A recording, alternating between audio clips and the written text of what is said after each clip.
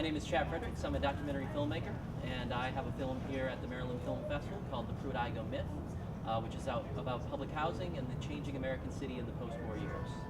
It's a very broad story, but at the same time it's a very small story. So what we've done is we focused on an infamous public housing project that in the 1970s was destroyed by the federal government because over the course of 20 years conditions in it had deteriorated to the point that it was viewed as unsalvageable.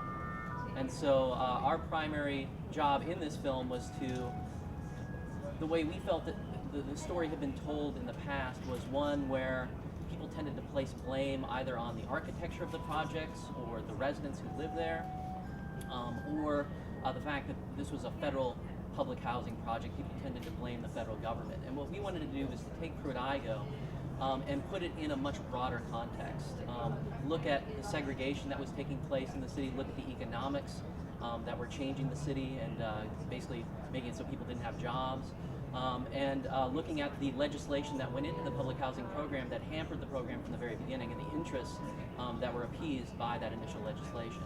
And so we're telling this very broad canvas, but at the same time we've interviewed a bunch of the former residents who lived there with the idea of having the story told from their perspective. That's something that, it's a viewpoint that's often ignored when people talk about public housing. It's often looked at from the outside.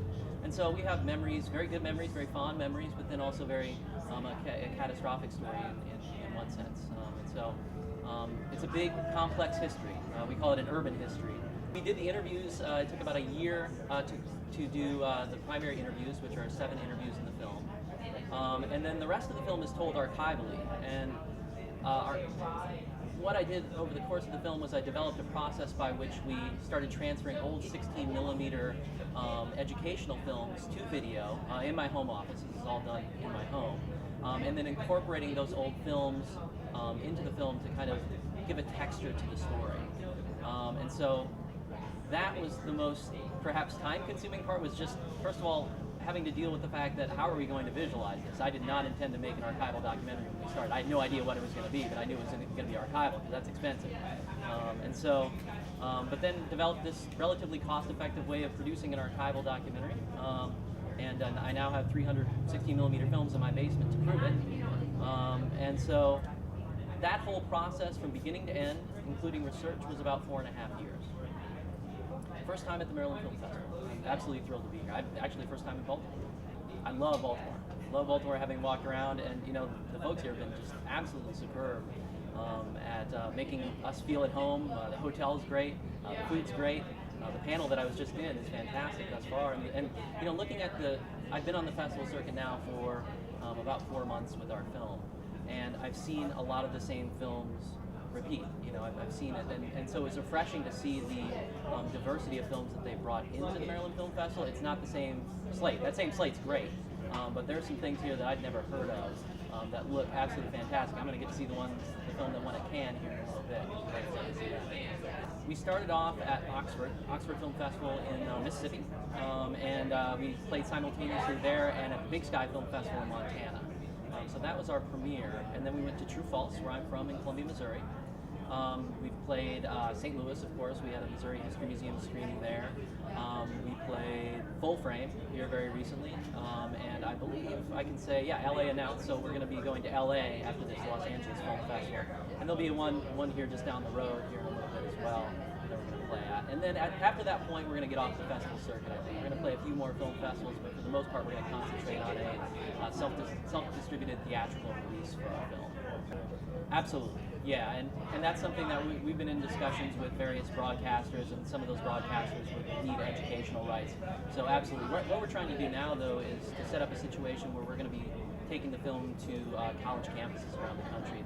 It speaks to so many different academic disciplines: urban studies, urban history, African American studies, architecture, sociology. So what we're doing now is we're contacting all these various departments saying, hey, play our film. This is something that you can incorporate into your curricula. Looking to do theatrical screenings, and then eventually we'll have an educational DVD as well as a commercial DVD available. Well, there are some similarities and there are some differences. There's certainly some historical similarities between the two cities. St. Louis and Baltimore are each what are called independent cities. That means that there are separate entities from the county that surrounds them, which basically made them unable to annex land whenever the country was suburbanizing. These tracts of undeveloped land on the outside of cities were viewed as very desirable for developing the suburbs, and St. Louis and Baltimore really didn't have that option. It was the suburbs that actually formed, but Baltimore saw no real benefit from them forming. And so that's one of the things that really led to a very rapid decline in cities like St. Louis and Baltimore, was they lost their tax base very, very quickly. In terms of the cities today, I can't speak. I guess I've only been to some of the more well-kept up neighborhoods in Baltimore. We were down in the Inner Harbor, and so that seems to me to be a very vibrant space. And sadly, there are very few spaces in St. Louis that have that kind of vibrancy today. There are some, but it didn't seem to have the same kind of life that I've seen here in Baltimore. But I suspect, I've seen The Wire, and I suspect there are other locations that aren't as well off in Baltimore. The film is playing here in Maryland tonight at 5:30, so in like 4 more hours I'll be screening here, and then we'll also be playing on Sunday at 2 p.m. And both screenings are at the Charles Theater. The name of the film is The Pruitt-Igoe Myth.